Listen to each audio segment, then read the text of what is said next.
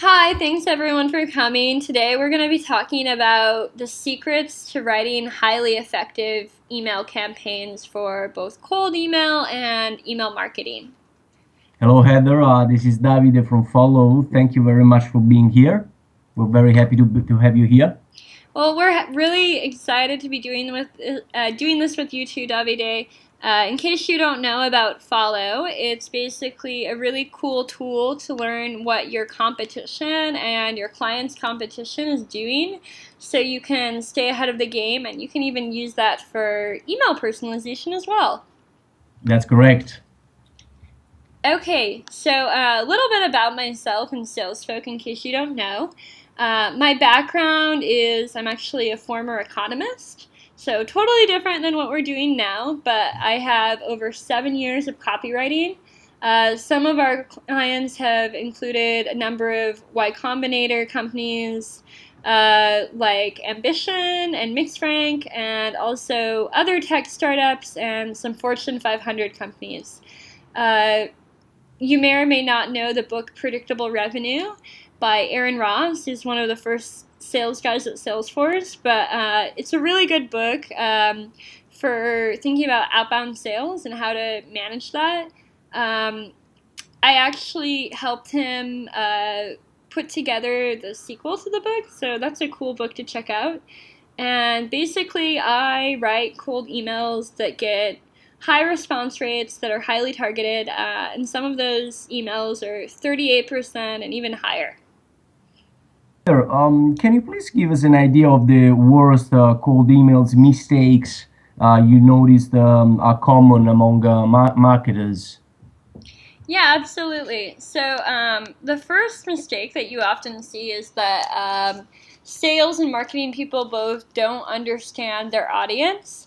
Yeah. And so, oftentimes, two problems will arise. One is that they're too general, and so they'll be including like a VP of sales with a VP of Yes. marketing with a VP engineering. So, if you're too general, you won't be targeted enough. Yeah. And then other times they just don't really understand the persona or what that persona needs. So that's also a problem. Oh, Second mistake is that your message is too self focused. yeah. So, yeah, you don't want to talk all about you. You want to talk about your prospects, right? Yeah. You want to make them. You want to make the message about them. And ask them questions, and rather than having a monologue, you can have a conversation in your email. Yeah. Yeah. Yeah. Yeah. Uh, Absolutely. And then the third problem is that a lot of cold emails are just too long. You see like walls of text like it's a blog post, and it should be very short. On average, Yeah. most effective cold emails are like 3 to 5 sentences, usually about three.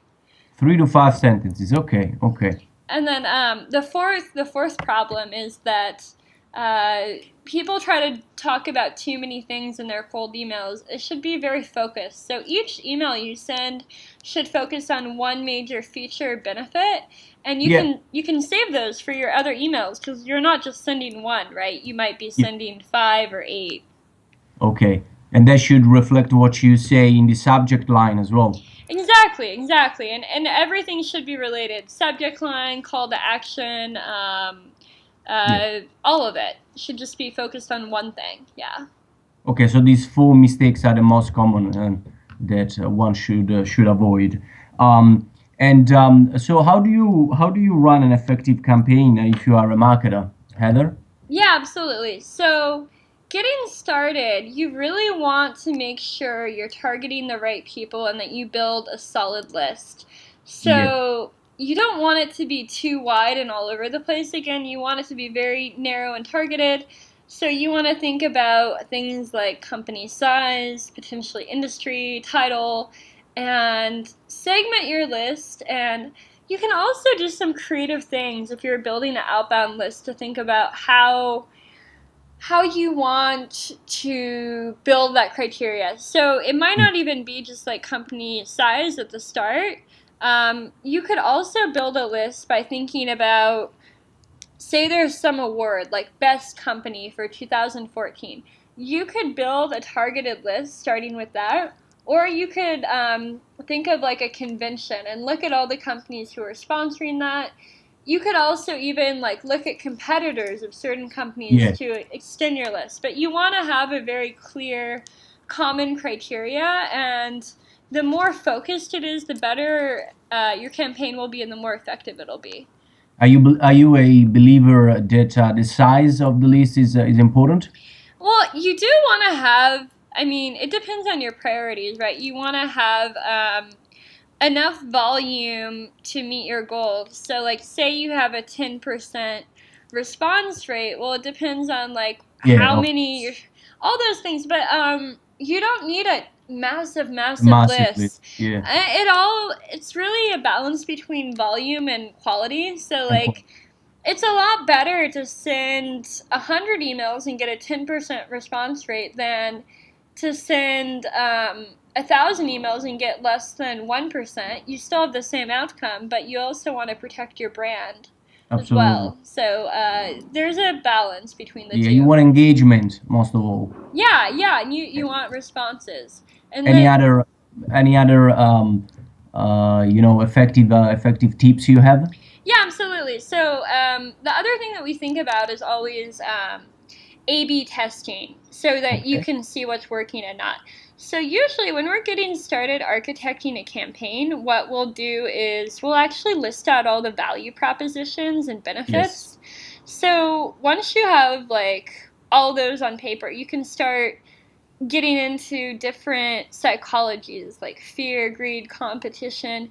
So Okay. say I'm an analytics company that does video marketing, and I help companies with their video marketing. SaaS companies, let's say. So with Yeah. that, one of the value props could be like get more qualified leads from your video marketing. Another one could be something around like saving time on managing your videos. Another could be like just getting more Yeah. um, Yeah. just money out of ROI out of what you're doing. So for each of the different value props, you could go positive or negative. You could even scare them into thinking Yeah. That's that like the brand is being damaged by the yeah. way they're doing their existing video marketing.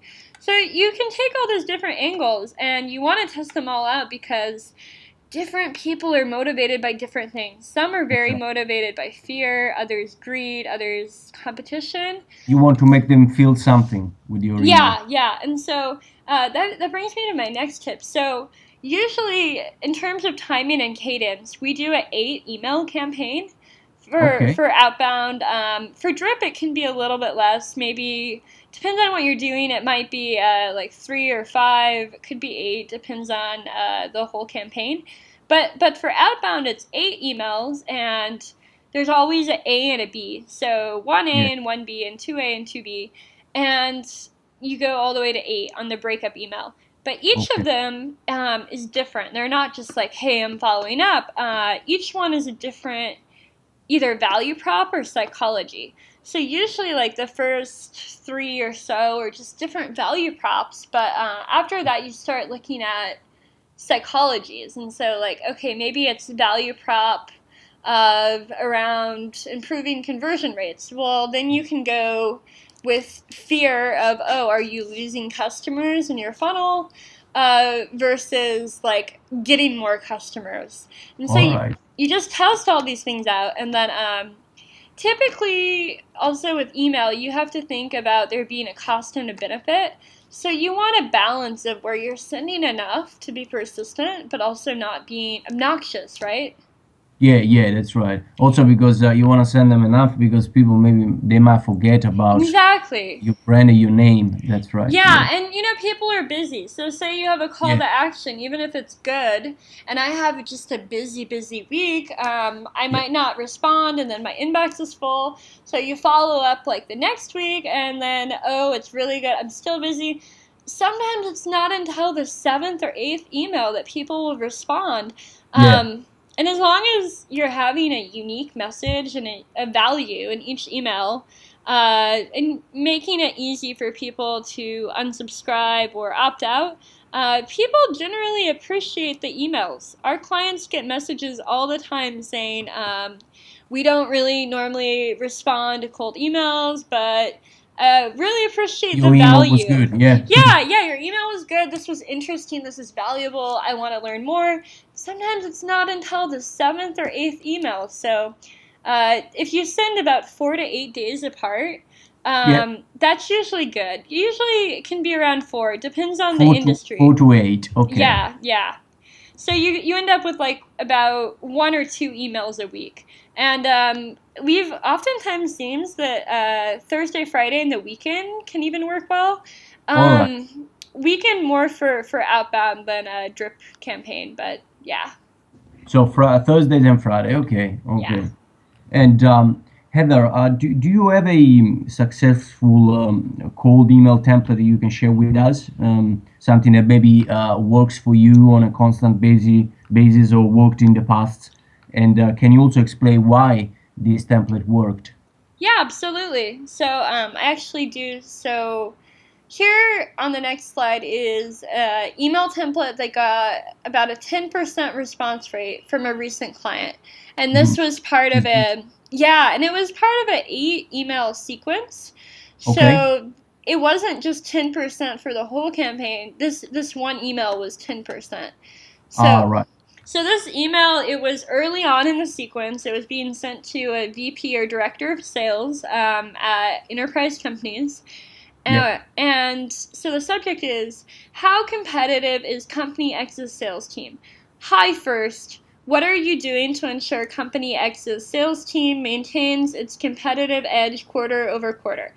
We've helped companies like Dropbox and Granite Insurance increase and maintain their sales team's numbers by implementing incentives across their sales funnel. And I believe the same concept could work for Company X. When do you have time for me to share this quick idea with you? Thanks. Okay. Okay. So there's a couple elements we want to think about in this email. The first one is the subject line. So you notice that the company's name is included with a mail merge, and that's the Yeah. prospect. Yeah. Yeah.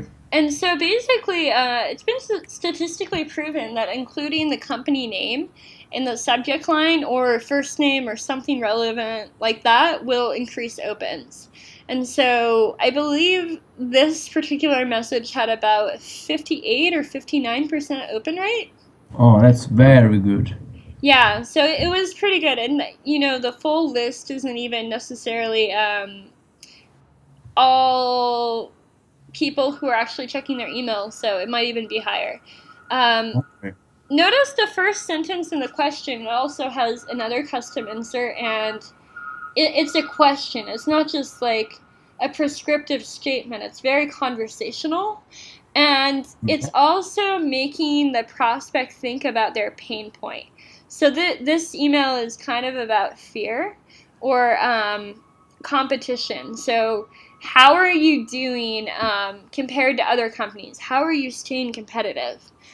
Yeah, yeah. So it's one of the value propositions you were talking about before. Yeah, and so the value prop would basically be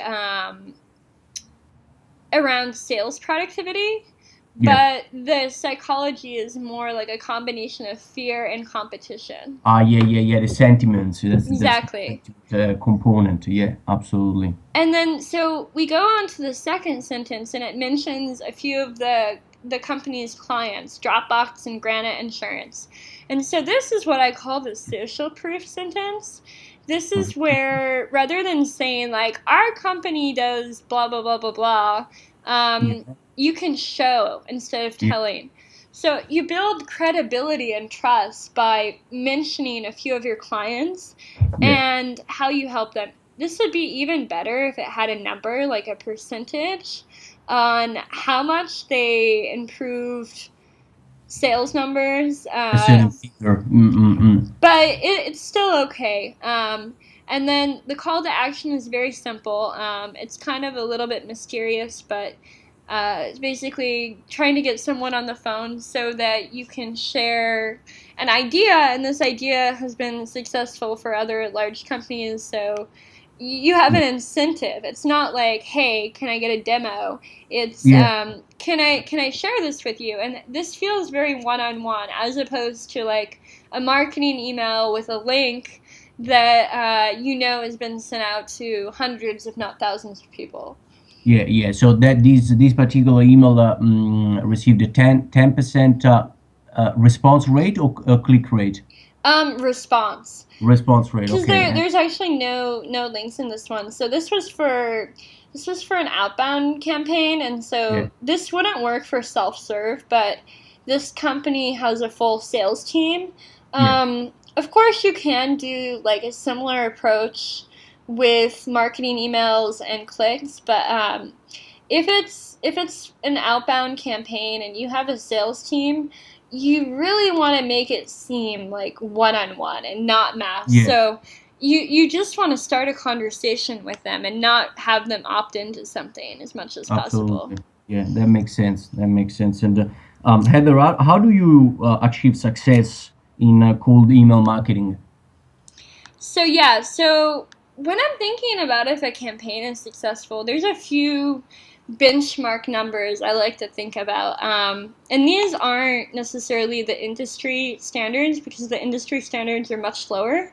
Yeah. But these are kind of my baseline standards. Oh, And so I think a good open rate to aim for is around 50%. okay.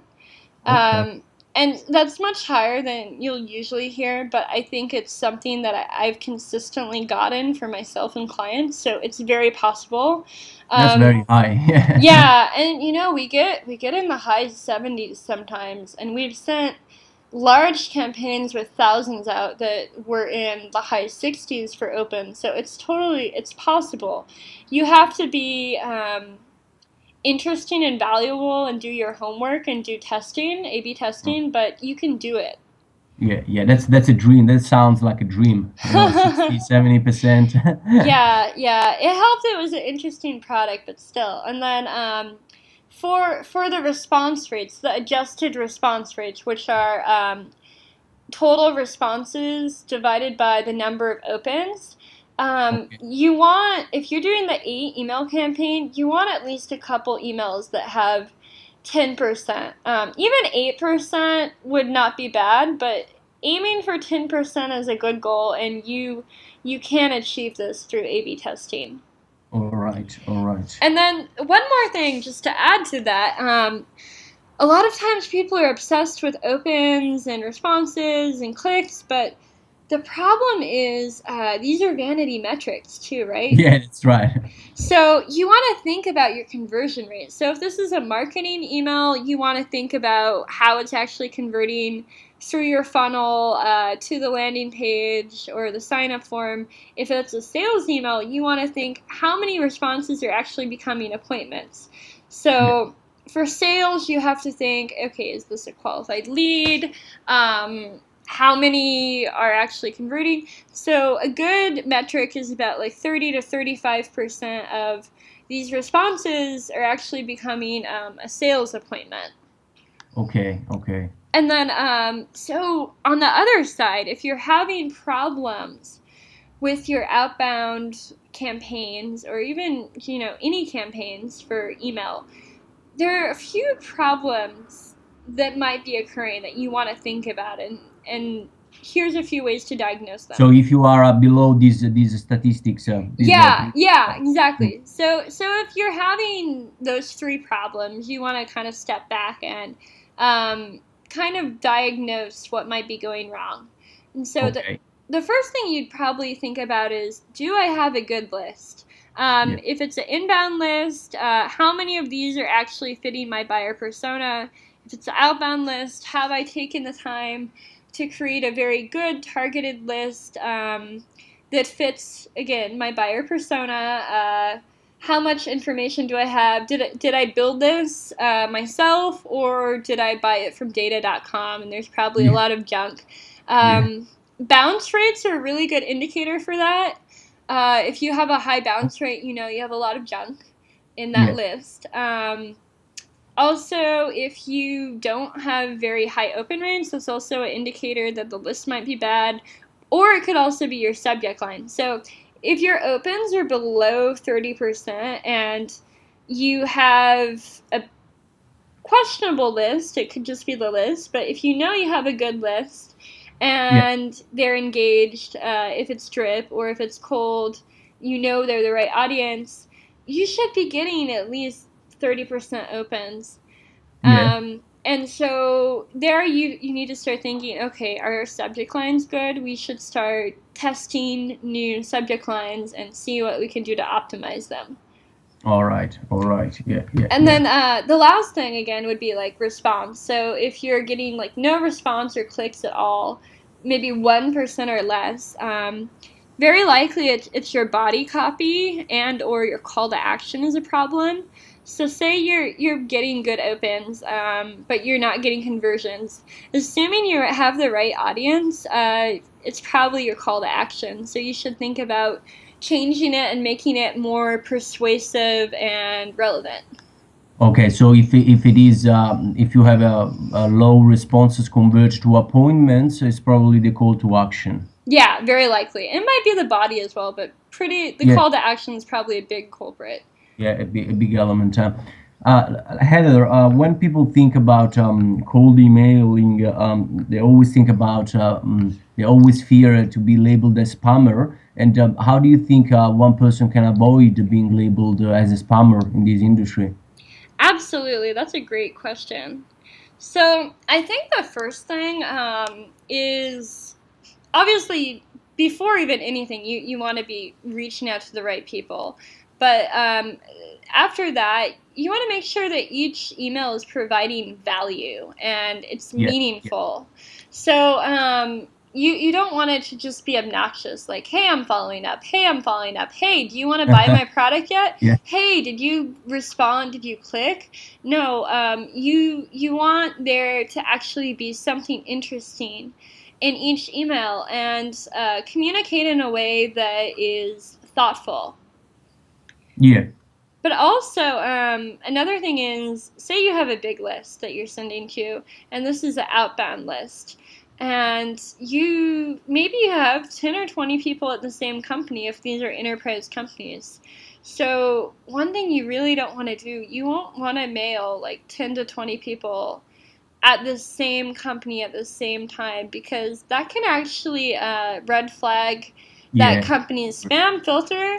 But also, it's just obvious. Like, if I'm in the same department as you and five other people and we all get the same email, we're gonna talk, oh, you got that spam email from that guy, didn't you?